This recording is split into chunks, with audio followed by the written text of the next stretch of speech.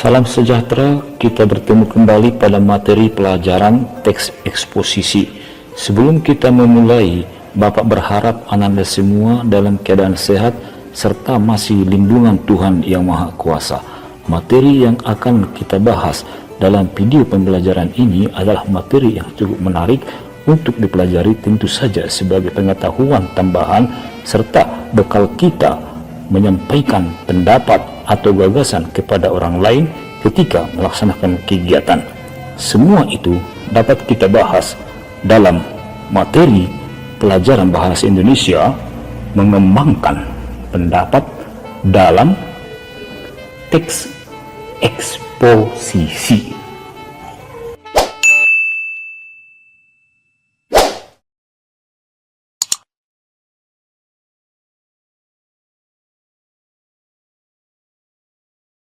Pernahkah kamu mendengarkan atau melihat seseorang sedang mengungkapkan pendapatnya terhadap sesuatu hal di depan umum?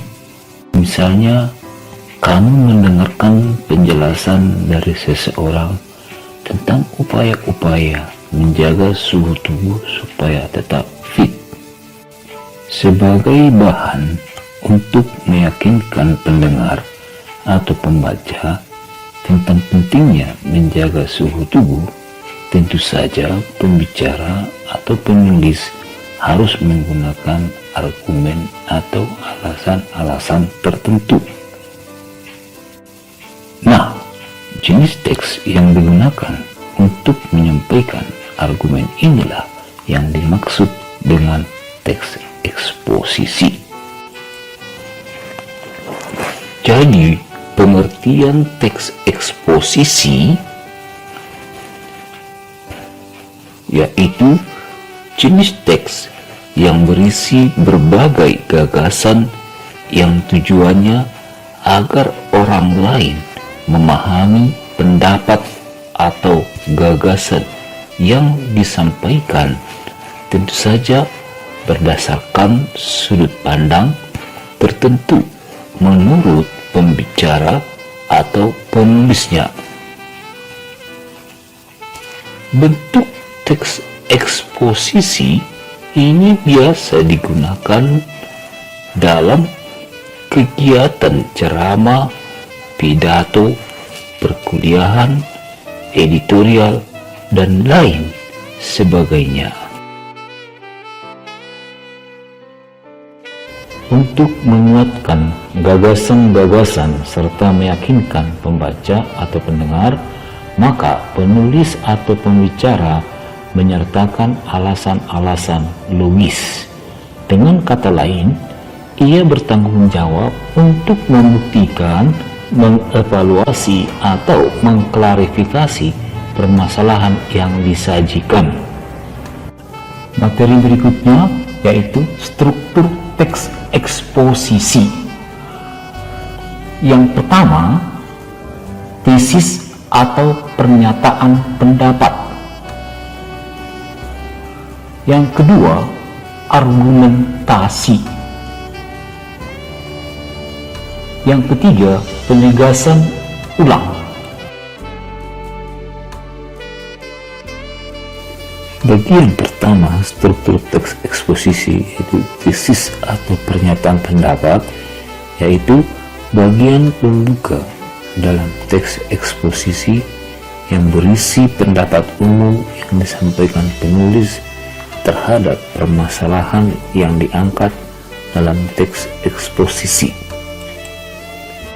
Bagian yang kedua, struktur teks eksposisi argumentasi, yaitu unsur penjelas untuk mendukung tesis yang disampaikan dapat berupa alasan logis, data hasil temuan, fakta-fakta, bahkan pernyataan para ahli. Argumen yang baik harus mendukung pendapat yang disampaikan penulis atau pembicara. Dengan kata lain, bagian argumentasi ini meliputi fakta dan opini. Bagian yang ketiga struktur teks eksposisi yaitu penegasan ulang, yaitu bagian yang bertujuan menegaskan pendapat awal serta menambah rekomendasi atau saran terhadap permasalahan yang diangkat. Berikutnya yang akan kita bicarakan yaitu unsur kebahasaan teks eksposisi. Yang pertama, banyak menggunakan adjektiva atau kata sifat, yakni kata yang dipakai untuk mengungkapkan sifat atau keadaan orang, benda, atau binatang. Biasanya dapat diberi keterangan seperti agak, sangat, dan paling. Unsur kebahasaan yang kedua yang terdapat dalam teks eksposisi banyak menggunakan kata turunan atau kata bentuk hasil dari afiksasi atau penyembuhan, baik berupa awalan, sisifan, akhiran, atau konfiks. Yang ketiga, nomina atau kata dendam, yaitu kata yang mengacu kepada manusia, benda, konsep, atau pengertian yang memiliki ciri-ciri dapat didahului kata ingkar, itu bukan dan tidak dengan kata tidak. Unsur kebahasaan yang keempat yaitu verba atau kata kerja, yaitu kata yang menggambarkan proses, perbuatan, pekerjaan, tindakan, atau keadaan yang memiliki salah satu ciri dapat diikuti kata ingkar, yaitu kata tidak. Demikian penjelasan materi teks eksposisi pada pertemuan kita ini. Saya berharap materi ini dapat berguna bagi Anda. Akhir kata, saya mengucapkan